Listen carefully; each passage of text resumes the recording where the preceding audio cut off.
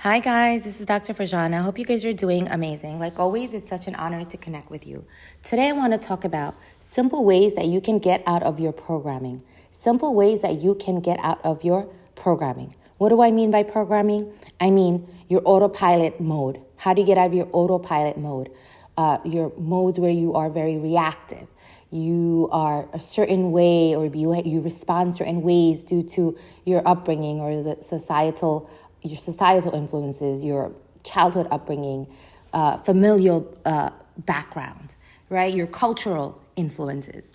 So how do you get out of that programming, and how do you become that conscious individual, right? How do you become more conscious? So number one, ask yourself, how am I emotionally responding to my loved ones? How am I emotionally responding to my colleagues? Am I being overreactive? Am I stopping and pausing, breathing, meditating, and then responding? Right? So how am I emotionally, quote unquote, emotionally, I want to emphasize this, responding to the people around me, to the circumstances around me, be it the train not working, right? And I'm sure people have trouble on their commute. How are you emotionally responding when things don't go your way, when there are delays? That's another aspect as well. It's not just people. How do you emotionally respond? And then after you've identified that, let's say you did have some negative experiences or negative responses. Right? I mean, you reflect back and you're like, wait a second, that really got me. Like I reacted. I overreacted here. I could have done better. So what the next step is to ask yourself, if I had the opportunity again, how would I do this differently? If this happens again, if this occurs again, how would I do this differently? And really sit there and visualize this. It's really about trial and error, right? It's about trial and error. Like, okay, wait. All right, I got into a negative state. The train wasn't working. I had to get on the bus. And I started just replaying all the negativity and just overreacting over this. How can I do this differently? When this happens again, how will I respond? What will my thought processes be? Okay, great. The next step is,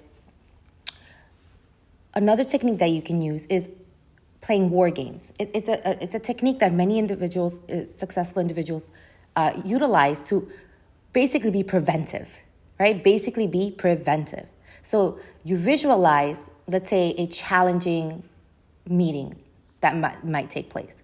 You visualize anything that might be more of a challenge or might go wrong. And then you kind of come up with those solutions beforehand, right? You come up with those solutions beforehand.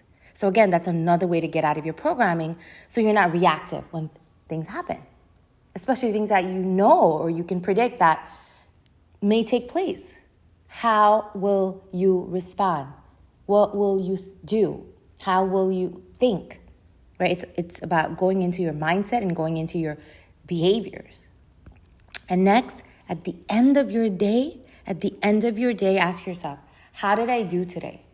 How did I do today? And then just reflect on that. Like, wait, all right, this is where I was amazing and I was great and great things happened, but this is where I could work on. This is where I felt overwhelmed. This is where I felt a little bit out of my skin. This is where I felt a little, I lacked a little, I was struggling with my confidence a little bit. I don't know why. And then again, going back and asking yourself, if I have the opportunity again, how will I respond differently? How will I do this differently? And then empowering yourself again and getting yourself right back, right? Mistakes are okay. It's okay for you to fall off track sometimes. And that's okay. Because remember, our mind and body will sometimes go into those autopilot states, especially if we see certain people that trigger us, or if remember, the people, it's the known, right? The known. You go back to the known. especially with people. You might run into somebody and you're like, wait a second. And your entire energy, if you're not aware, can get back into those autopilot states, like old programming states. So being really, really asking yourself, okay, trial and error. If this happens again, how will I do this differently? Maybe I won't sit next to the person. Maybe I'll go somewhere else. Maybe I'll use a zone out technique, whatever it is. Maybe I'll just won't give them that much importance. Again, trial and error. All right, guys, take care of yourself. You guys rock. Take care. Bye.